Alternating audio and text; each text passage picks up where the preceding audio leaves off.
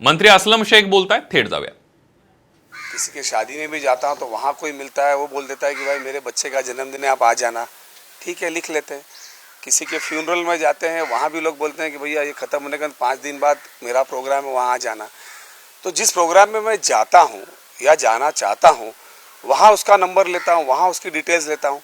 जहाँ मुझे जाना ही नहीं है तो उस बारे में उस व्यक्ति का नंबर लेना या उसके बारे में जानकारी लेना, वो मुझे लगता नहीं कि कोई ठीक बात है। क्या फंसाने के लिए इस तरीके से क्या फंसाने की साजिश थी? क्या बच्चों को भी इनवाइट करके जाना, ये साजिश रची जा रही थी उनको इनवाइट करके क्रूज में फिर ड्रग्स के रैकेट में फंसाने की? देखिए, जिस तरीके से ये केस शुरुआती तौर पे चला कि नज़र में आ रहा था कि ये ड्रग्स का केस है इतने बड़े क्रूज के ऊपर, और उसके बाद में जब शाहरुख खान के लड़के का नाम आया तो पूरी मीडिया, देश भर की या इंटरनेशनल मीडिया ने उसको कवर करना शुरू किया। मुझे इस बात का अफसोस है कि साइमल्टेनियसली गुजरात के अंदर 20,000 करोड़ से ज़्यादा का ड्रग्स पकड़ा गया, उस पर कोई चर्चा नहीं हो रही है। अब इसके ऊपर क्या कार्रवाई होनी चाहिए, ये जो है वो जज डिसाइड करेगा, इसके ऊपर सज़ा लगनी चाहिए या नहीं लगनी चाहिए। लेकिन जहाँ तक का जो सामने बातें आई हैं कि जिसके पास ना तो कंजम्पशन था ना पोजेशन था, या उसके ऊपर क्या कार्रवाई होनी चाहिए थी, ये एजेंसी ने डिसाइड करनी चाहिए थी। लेकिन जिस तरीके से एक बच्चा, चाहे मेरा हो, चाहे तुम्हारा हो, चाहे किसी का हो, उसको रिहैब में भेजना चाहिए था या उसको डीलर दिखाना चाहिए था, ये क्या होना चाहिए था, ये तो सारे लोग, आप लोगों का काम है इन्वेस्टिगेट करना। आप भी तो प्रेस हो, आप भी तो सोच के डीप तक जाना चाहिए था। आज अगर मैं कोई बातें रखता हूँ, उसको सच्चाई है, उसमें डेप्थ है या नहीं, वो सही है या नहीं, आप एक देश का आईना हो, आप लोगों ने भी दिखाने से पहले थोड़ा इन्वेस्टिगेट करना चाहिए था कि क्या ठीक है।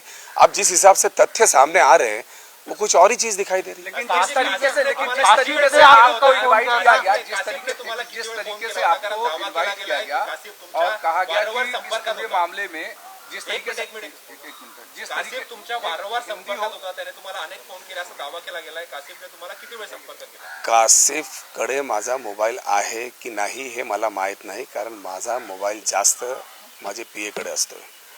कासिफनी मला बोलवलं होतं, एका ठिकाणी भेटल्यानंतर त्यांनी आमंत्रित केलं होतं। त्या ठिकाणी तिथे तो कसा आला मला माहीत नाही, पण जसे सगळे लोक मला आमंत्रित करतात कुठेही गेल्यानंतर, त्यातला तो एक भाग आहे। आता पुढे काय आहे, याचे मागे काय होतं, हे आता दोन दोन एजेंसी आहेत ना, ते बघतील। लेकिन जिस तरीके से कासिफ ने आपको कब फोन किया था, पार्टी के कितने दिनों के बाद, क्या आपकी डायरेक्ट उससे बात हुई, क्या उसने आपसे कुछ कहा? जहाँ तक का मुझे याद है या मेरी याददाश्त है, कासिफ ने मुझे मेरे मोबाइल पे फ़ोन किया और मैंने उससे बात किया, ऐसा मुझे याद नहीं आ रहा, और बिल्कुल ही नहीं किया होगा, या मेरे पास उसका मोबाइल का नंबर ऐसा हो ही नहीं सकता। मैंने शुरुआती तौर में बता दिया कि मैं कासिफ को नहीं जानता हूँ, कासिफ मुझे नहीं जानता। वो एक जगह मिला, उसने मुझे इनवाइट किया, बात वहाँ पे ख़त्म हो गई थी। उसके बाद ये इश्यूज़ जब आने लगा तो आस्ते आस्ते जो चीज़ें नवाब भाई लोगों के सामने ला रहे हैं, एविडेंस के साथ में ला रहे हैं, उसके ऊपर जो एजेंसीज है वो जांच कर रही है, वो सारी चीज़ें आपके सामने और खुलासा करेगी। आपको इनवाइट करके क्या महाराष्ट्र सरकार को फंसाने की साजिश थी? आपको इनवाइट करके क्या महाराष्ट्र सरकार को फंसाने की साजिश थी? क्या किस तरीके से आपको इनवाइट जिस तरीके से आपने पहले भी देखा होगा, सुशांत सिंह केस के अंदर जब दिशा का सुसाइड केस चला था, उसके अंदर भी जो है हमारे कलीग मुंबई के जो पालक मंत्री हैं उपनगर के, उनका नाम भी काफ़ी जगह खींचा गया। भारतीय जनता पार्टी के कई नेता उनका नाम जो है डायरेक्टली इनडायरेक्टली चलाने का काम किया। कब तक चलाओ केस, और कब तक ये मीडिया ने चलाया? जब तक का बिहार का चुनाव ना हो। बिहार का चुनाव खत्म, सुशांत सिंह खत्म, क्या किसी मीडिया के किसी बड़े एडिटर ने आके माफ़ी मांगी कि हमने इतने दिन जो न्यूज़ चलाई कि उसका मर्डर हुआ है? अभी तक का एजेंसी ने नहीं कहा था कि मर्डर हुआ है, अभी तक का उसकी इन्वेस्टिगेशन ने नहीं कहा था, लेकिन कई चैनल्स के हेड उन्होंने तो डायरेक्ट कहा था कि मर्डर केस हो गया, इसमें सज़ा होगी, इसमें ये होगा। इस तरीके का अगर हम लोगों के सामने जाएंगे तो क्या लोगों को दिखाएंगे? लेकिन बीजेपी क्या इस तरीके से सरकार को बदनाम करने के लिए मंत्रियों या उनके बच्चों को ट्रैप करने की कोशिश कर रही है ताकि सरकार का सीधे ड्रग कनेक्शन से लिंक निकाला जा सके? नहीं, आप देखिए लोगों के स्टेटमेंट्स किस तरीके से आ रहे हैं। और किस तरीके से बातें हो रही है। अगर किसी के पास कुछ है तो एविडेंस रखे और वो बात करे, मंत्री के बारे में हो चाहे सरकार के बारे में हो, सिर्फ बदनाम करने का ही साजिश चल रहा है। आप कोरोना के टाइम पे देखिए कितना सरकार को बदनाम करने की कोशिश की गई। जब आज का दिन क्या है, आज तो एनिवर्सरी बीजेपी वाले मनाना चाहिए, तो नोटबंदी का दिन है। आज नोटबंदी की वजह से कितने लोग मर गए थे, क्या उसके ऊपर कोई चर्चा कर रही कि अपने खुद के पैसे, अपनी मेहनत, अपनी मशक्कत से कमाए हुए पैसे लाइन में लग के लोग मर गए, उसके बारे में कोई बोल रहा है क्या कि क्या हुआ? उसके बारे में कोई सरकारी जवाबदारी ले रही क्या? या उसके बारे में केंद्र सरकार भारतीय जनता पार्टी सोच रही क्या कि अपने खुद के पैसे के लिए जो लोग मर गए उनको जो है हमें कुछ ना कुछ उनके घर वालों को देना चाहिए, कुछ पैकेज देना चाहिए। महाराष्ट्र सरकार के ऊपर इतनी आपत्ति आई, उसके बावजूद हमने लोगों को जो है साथ खड़ा होने का काम किया। कहीं पे तूफान आ गया तो हमने मच्छीमारों को पैसे दिए, कहीं पे सैलाब आ गया, पानी ज़्यादा गिर गया, गांव के गांव उद्ध्वस्त हो गए, हमने वहाँ लोगों को पैसे देने का काम किया। केंद्र सरकार के लोग आए, हेलीकॉप्टर से प्लेन से घूम के चले गए, महाराष्ट्र सरकार को कुछ नहीं मिला। तो ये क्या दिखाता है, क्या दिखाता है क्या? तो महाराष्ट्र सरकार जो है कहीं ना कहीं बदनाम करे, कमजोर दिखे लोगों के सामने, यही दिखाता है।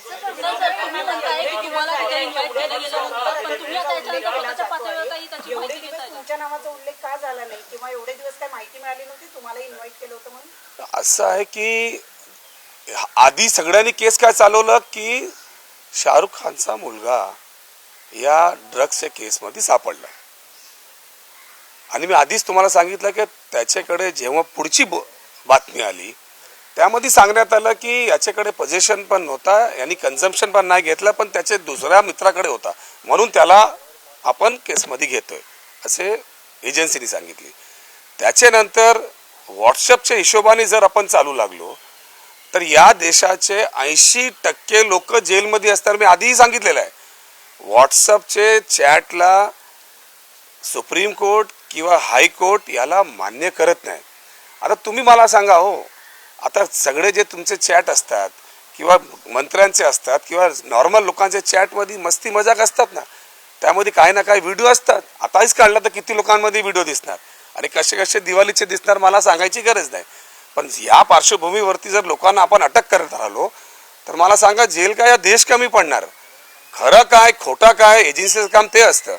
मला सांगा की तुम्ही कधी विचारण्यात आला की ज्या मुलाला आपण करतोय, कायदा काय म्हणतोय की जे मेन डीलर्स आहेत, जे आणतात 20-20 हजार कोटीचा ज्याने या देशामध्ये स्मगलिंग केलेलं आहे आणि ड्रग्ज आणलेला आहे, त्याच्यावरती चर्चा होऊन त्याच्यावरती कठोर कारवाईची बद्दल कोणी गोष्टच करत नाही।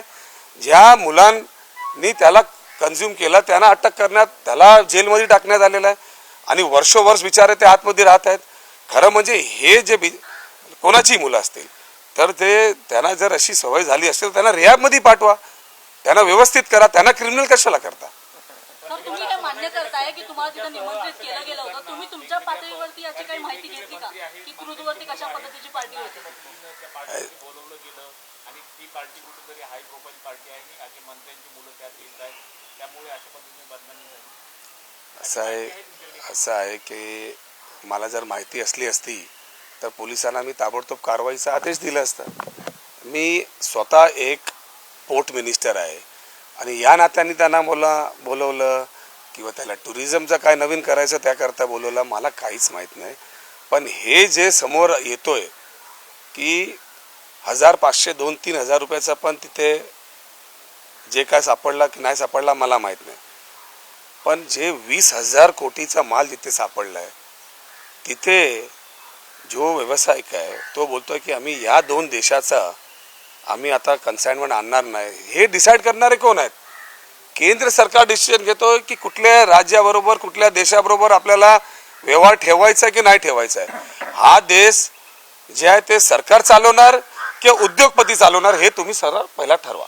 सर तुम्हाला या पार्टी कासिफ से कभी मुलाकात हुई है कि फोन पर बातचीत? ऐसा है कि मैंने पहले भी कहा कि कासिफ को मैं नहीं जानता हूँ और शायद कासिफ भी मुझे नहीं जानता होगा, लेकिन एक मुंबई का पालक मंत्री होने के नाते, एक मुंबई का नामचीन चेहरा होने के नाते बहुत से लोग मुझे जानते हैं। तो उसने मुझे इनवाइट किया, मैंने कभी जो है उसके से फ़ोन पे बात नहीं किया, जहाँ तक का मेरी याददाश्त बता रही है। अब हज़ारों लोगों से बात करना पड़ता है, लेकिन जहाँ तक का मुझे लगता है कि मैं कभी उससे उसके बाद नहीं मिला और उससे पहले कभी उससे नहीं मिला। पण इन्व्हाइट केला तर इन्व्हाइट केला तेव्हा भेटला होता की फोन केला होता? इन्व्हाइट कसं केलं होतं त्यांनी? विभागाने परवानगी दिली होती का क्रूजला? ऐसा है कि क्रूज को परवानगी देने का काम हमारा नहीं है, राज्य सरकार का नहीं है। हमारी सरकार की तरफ से या मेरी डिपार्टमेंट की तरफ से कोई भी जो है परमिशन उस क्रूज को नहीं दिया गया था और उस क्रूज से राज्य सरकार का मेरे डिपार्टमेंट का कोई लेना देना नहीं है। लेकिन क्रूज नहीं चलना चाहिए या क्रूज के इस तरीके के टूरिज्म में डेवलप नहीं होना चाहिए, ऐसा मेरा सोचना भी नहीं, क्योंकि आज भी हमारे देश से नहीं दुनिया से लोग जाते हैं, क्रूज पे जाते हैं, हॉलीडेज मनाते हैं, हमारे देश के कई लोग जाते हैं। तो अगर कोई इंसिडेंस होता है, कोई गलत होता है, उस पर कार्रवाई होना चाहिए। आप बीमार को मत मारो, बीमारी को मारो। तो ये बच्चों को बड़े बड़े आरोपी मत बनाओ। अगर आपको बनाना है तो वो डीलर को बनाओ जो वहां से लाते हैं और इस देश में बेचने का काम करते हैं। जो बड़े बड़े लोग इस देश को तबाह करने में लगे हैं। सेंट्रल गवर्नमेंट का काम था कि आज तक का इन्वेस्टिगेट करके इतना बड़ा जो माल वहां पे आया, 20,000 से ज्यादा करोड़ का माल पकड़ा गया, जिससे पहले कितना माल आके इस देश में गया होगा, उसके बारे में भी सोचना पड़ेगा, उसके बारे में भी ध्यान देना पड़ेगा, उसके बारे में भी एक्शन लेना पड़ेगा।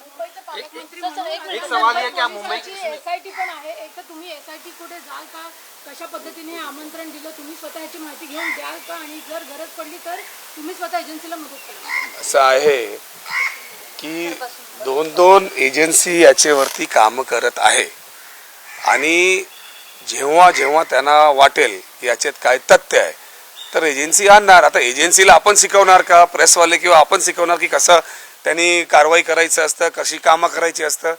जिथे काय गरज लागणार या ड्रग्जमध्ये जे जे इन्व्हॉल्व असतील किंवा जे जे अधिकारीची चूक असतील त्याच्यावरती दोन एजन्सी लागले, त्यांच्यावरती कारवाई होणार। एक सवाल ये है, आखिरी सवाल भाई, आपको जब काशिफ ने इनवाइट किया आप नहीं गए, लेकिन शाहरुख खान के लड़के का मामला आया, उसके बाद आपको क्या लगता है ये पूरी प्लानिंग करके आपको बुलाया गया था और आप नहीं गए, क्या कहना चाहेंगे? तुम्ही याच्या संदर्भात तुम्ही स्वतः काय ऐसा है कि ना तो मेरे पास होम डिपार्टमेंट है, ना मेरा खाता है कि मुझे इसके बारे में मालूमात लेना चाहिए। उस खाते के मंत्री, उस खाते के अधिकारी इसके ऊपर काम कर रहे हैं और अब तो सेंट्रल गवर्नमेंट ने भी ये सारे केसेस हटा के जो है वो दूसरे अधिकारी को दे दिए हैं। दोनों एजेंसी इसके ऊपर अच्छे तरीके से काम कर रही है और जो भी इसमें इन्वॉल्व होगा वो सामने आएगा। लेकिन केस को डाइवर्ट करने का काम, केस को गुमराह करने का काम, केस को, आप एक बात बताइए मुझे कि अगर ये केस जो है वो एनसीबी का है और स्टेट गवर्नमेंट और जो लोग इसमें अटक हुए उसका है, सिर्फ इतना मैं जानना चाहूँगा कि भारतीय जनता पार्टी के लोग इसमें क्यों कूद रहे, उनका क्या लेना देना है? क्या वो स्पोक्स पर्सन है सेंट्रल एजेंसी के? अपने अधिकारी सक्षम है, वो जवाब देंगे ये सही हो रहा है, वो गलत हो रहा है, वो फला कर रहा है, ये तमा कर रहा है। किसी भी पॉलिटिकल पार्टी को किसी भी एजेंसी के काम में इंटरफेरेंस नहीं करना चाहिए, समर्थन नहीं करना चाहिए। कुछ बातें अगर आपके पास आती है तो आप तथ्य के माध्यम से, एविडेंस के माध्यम से आप रखो ताकि उसके अंदर सही जांच हो और सही कार्रवाई हो। आप मुंबई के पालक मंत्री हैं और आपके पास पोर्ट विभाग भी है और कई तरह ऐसी जो पार्टीज होती हैं इस पर अंकुश लगाने के लिए आप किस तरह से आपकी डिपार्टमेंट से काम करेंगे? गिरफ्तारी की मांग हो रही है, अगर काशिफ खान की गिरफ्तारी होती तो कई सारे राज खुलेंगे, ऐसा आपके सहयोगी नवाब मलिक कह रहे हैं। क्या आपको लगता है कि आपके मामले में भी और बाकी मामले से जुड़े हुए भी काशिफ खान की गिरफ्तारी होनी चाहिए? देखिए, मुझे क्या लगता है वो इम्पोर्टेंट नहीं है। मैं बिलीव करता हूँ एविडेंस के ऊपर, मैं बिलीव करता हूँ तथ्य के ऊपर। आज कल से इस तरीके से मीडिया वाले मेरे पीछे भाग रहे हैं, मुझे लगता है शाहरुख खान के बाद मुझे ले लेंगे फिल्म में। मैं गाड़ी में चल रहा हूँ तो भाग रहे हैं। यानी एक जो मीडिया फ्रेंडली है, जब आप सब लोगों से मैं रेगुलर मिलते रहता हूँ तो मैंने ये स्ट्रेस महसूस किया। तो सर्वसाधारण आदमी जिसका इसके अंदर, जिन बच्चों के फैमिली का क्या होगा, उनके रेपुटेशन का क्या होगा, उन बच्चों के आगे फ्यूचर का क्या होगा, वो आगे छूट भी जाए तो गूगल जब करेंगे कहीं जाएंगे तो उनका नाम वहां दिखाई देगा।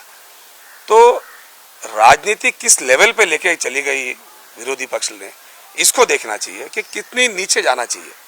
कहाँ तक जाना चाहिए। एक बड़ी चीज को छुपाने के लिए इस चीज को चलाना, ये मेरे ख्याल से बहुत ही गलत है, बहुत ही नाइंसाफी उन परिवारों वालों के साथ होगी जिनका नाम इसमें आया और बाद में पता चला कि उसमें कुछ नहीं निकला। लेकिन आपने कहा कि क्रूज पार्टी के लिए परमिशन नहीं लिया गया था, आपका कहना था क्रूज पार्टी के लिए परमिशन राज्य सरकार ने नहीं लिया गया। अब ऐसे बहुत सारी क्रूज है जहाँ पार्टीज होती है, क्या लगता है राज्य सरकार को कोई कठोर नियम बनाना चाहिए ताकि इस पे वॉच कर सके? अगर आपके हद में नहीं आएगी तो कैसे आप पकड़ पाओगे? देखिए, ऐसा है कि हर एक का काम बटा हुआ है। सेंट्रल गवर्नमेंट का काम है सेंट्रल के हद में जो आते हैं उनको परमिशन देना, स्टेट गवर्नमेंट का काम है स्टेट गवर्नमेंट के जो हद में आते हैं उनको काम देना। कानून अपनी जगह पे है, सारी चीज़ें अपने पे। अगर इस तरीके की कोई इन्फॉर्मेशन आती है तो उसके ऊपर जो है अपनी एजेंसी से वो कार्रवाई करेगी।